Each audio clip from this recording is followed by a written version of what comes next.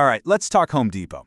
They just dropped their latest earnings report, and at first glance, you might think things are looking pretty rosy. But there's this one quote from the CEO that kind of flips the whole story on its head. We got to dig into this.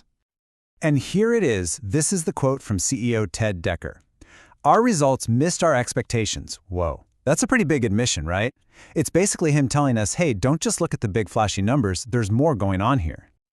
So let's look at that report card. It's a mixed bag for sure.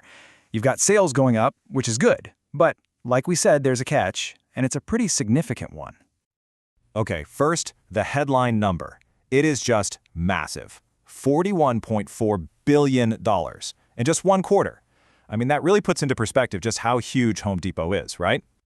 And that number is up 2.8% compared to the same time last year. Now, normally, you'd look at that and say, hey, solid growth, good job. But, and this is the important part, we really need to look closer at where that growth is coming from. And here's the catch. This is the key.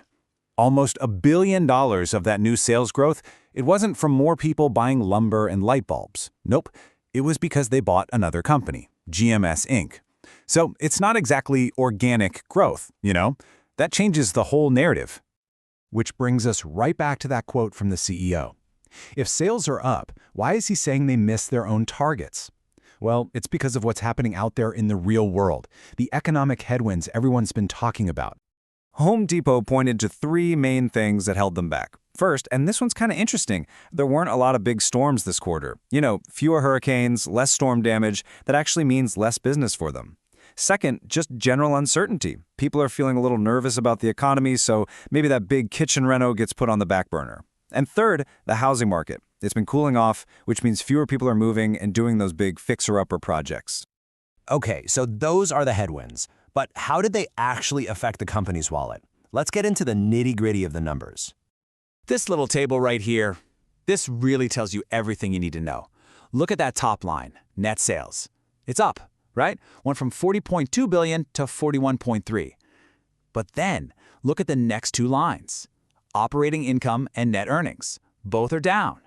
That's the key. They brought in more money, but their actual profit was less. They're making less on every sale. And for investors, this is the number that really matters. Earnings per share, or EPS. It also went down from $3.67 to $3.62. It might not sound like a lot, just 5 cents, but it's a super important metric. It means every single share of Home Depot stock is now generating less profit than it was a year ago. That's the pressure they're talking about. All right, so given all that, what's the game plan for the rest of the year? Home Depot had to update their forecasts, so let's take a look at what they're expecting. So here are the highlights. They still think total sales will grow by about 3%. Again, you can thank that big acquisition for a lot of that.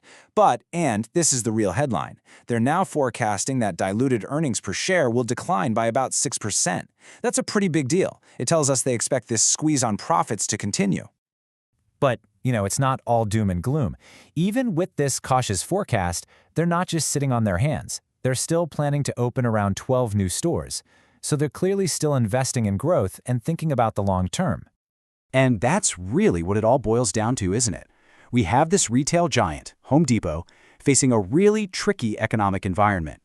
You've got a nervous consumer, a sluggish housing market, and their strategy seems to be buying growth while their core business is getting less profitable. So the big question we're left with is, can they keep building a strong future with this approach, or are we starting to see some cracks in that big orange foundation?